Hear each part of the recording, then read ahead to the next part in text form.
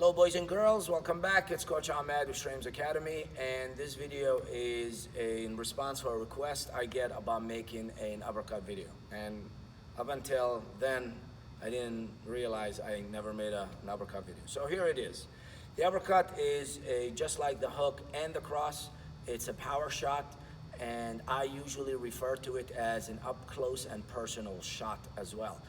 That doesn't mean you can't throw it from a distance, but you know, you want to be close in to your opponent to throw an uppercut, because you leave yourself open for a long time if you punch it from a distance, and you become susceptible to the hook and the cross. So we're gonna go over the mechanics of the uppercut. I'm gonna, explain the technical part of it. I'm gonna show you the right and the left, and then we're gonna talk about the bad habits that people develop in throwing an uppercut. So here it goes. This is what an uppercut looks like. I use an angled bag by Untitled Boxing, and this is a good way to practice your uppercut, because of this part in the bag here gives you a good spot to throw your uppercuts. And if you have a straight and a regular punching bag, throwing an uppercut on the bag need to be modified, otherwise you're gonna hurt your hand when you punch the bag. So I'll talk about that as well. But first, here's the right uppercut.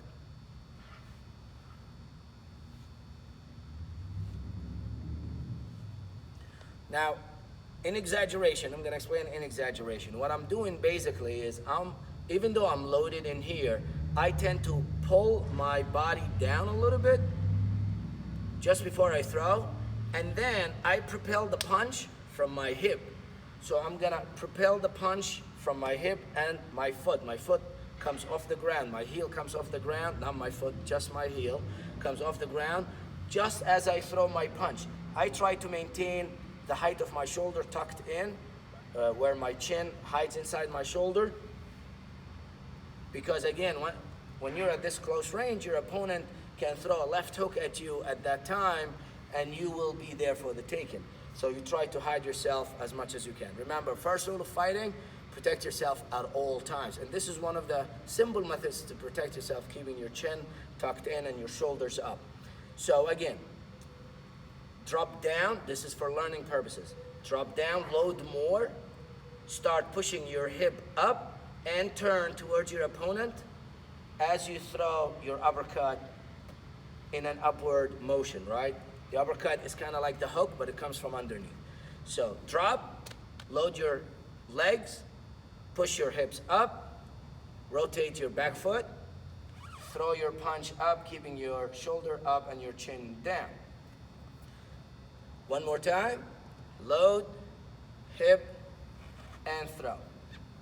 The orientation of your fist at the end of the punch should be facing you. The inside of your fist should be facing your chest, right? I see people that throw the uppercut like this, which is wrong. And I see people that throw the uppercut and they rotate their fist very much in, which is wrong as well. The elbow should not be attached to your body. A lot of people, when they learn the uppercut, they keep their elbow tucked in here, and when they punch like that. That takes away a lot of your force. You don't want that. You want your elbow neutral. When you punch, your elbow is away from your body, 3-4 inches.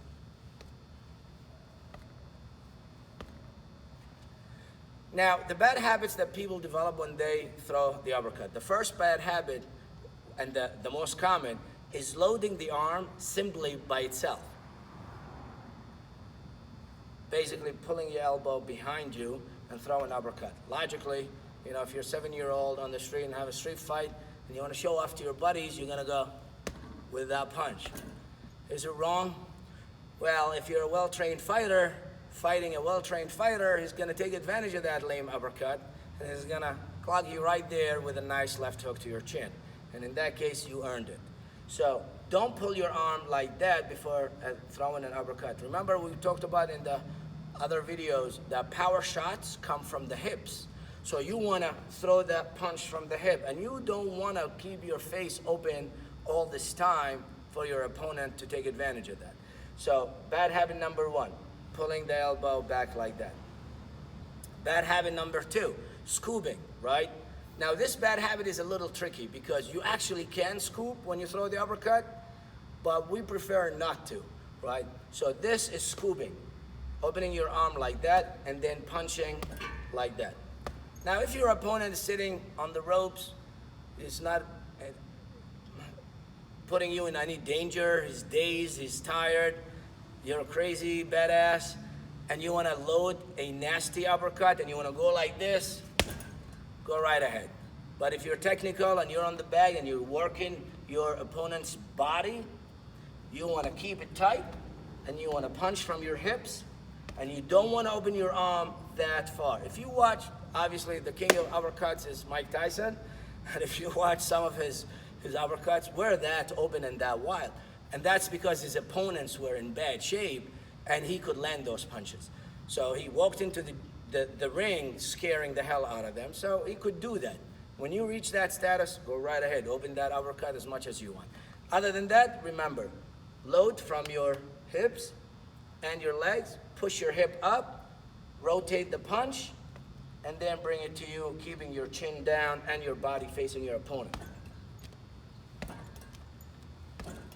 And this bag again is fantastic for practicing uppercut. This one and the one next to it, which is called the body snatcher or the wrecking ball, right? So the left uppercut is a little bit harder to perform because if you're a righty and you're standing in this position, you have to actually load your uppercut. Just like we learned in the hook video, you have to load the uppercut. With the hook, we just simply turned around. With the uppercut, we want to load down. So I'm turning and loading downward to bring force into my arm. And then when I throw the punch, I'm going to shoot from my hips just like the right uppercut. Now you notice my fist start opening away from my arm just as I start propelling my punch, right?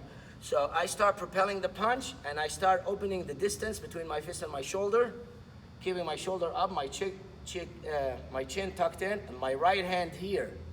Never drop your right hand. Another bad habit people develop. When they throw the uppercut, they do this. And they open the face on the other side. Remember, your opponent is throwing punches at you. It's not standing there taking punishment. So here, load, open your arm, deliver that punch, and come back. The way I teach the comeback, I always say, pull your arm back the way you punched it up. It's a good habit to drill. When you're fighting, it's gonna look different, but when you drill it, load, punch up from this position. I don't know if you can see my foot, but my heel is off the ground right now as well. Punch, and then pull it back towards your face. So as if you're resetting that position. This builds a good habit into bringing your hand back at the end of your punch, right?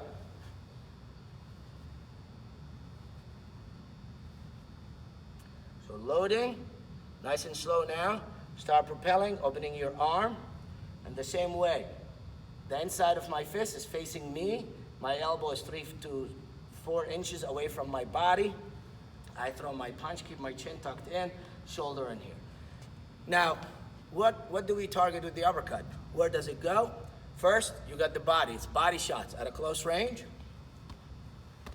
You go into the body. You got the liver, the ribs, and the sternum. And then obviously, when your opponent is opening up for you, you go up towards the face. You're gonna throw a double header like Mr. Iron Mike Tyson, where he goes one punch to the body and then the second punch he goes up to the face. You can do that on either side, left as well, to the face, right, body and then face, left, and then face. You're gonna throw one here and one here, and again, 1, 2. You can use the uppercut as a way to force your opponent to open up upstairs by going to the body with your uppercut and then adding a hook at the end to the face, which is a fantastic way to destroy your opponent against the ropes. So now we're gonna look at the straight part of the punching bag. And as I said, if you have a straight bag, which is fine, you can still train on that. and you punch your uppercut this way, and you want to go upward, the back of your hand or back of your glove is gonna catch on the leather, and it's gonna scrape it. It's gonna hurt. You're gonna damage your hand. So when you're practicing uppercuts on the bag, right, you don't want to go upward, and if you do, you just want to tap it, right? You don't want to keep going. You will hurt your hand. Instead, you want to go straight to the bag. Straight, right? So here's an uppercut to the bag. If I want to go up, I just dig it in there, and I don't keep on moving. Straight to the bag, up, straight, and up, right? Don't drag your hand on the bag. Very bad habit. Now that we discussed the technical and how, you use your body to load your punches, that doesn't mean you can't simply throw a loaded uppercut from this position, a very quick uppercut. Doesn't have a lot of power in it, but it's very quick. And there's a little bit of scoop in there, right? There's a little swerving because you're trying to load it. You load your arm, turn it around, and bring it up. So in exaggeration, you're actually doing this. But keeping it very slim. Same thing on the left. Can you load it straight back and punch it? Of course. You risk pushing your elbow behind your back, obviously. It's not wrong, but it's gonna expose you for a while and leave you kind of at risk. So yes, you can load by pulling your elbow back, opening your arm, and then punching up. Fine, you can do that. Or you can do it the right way.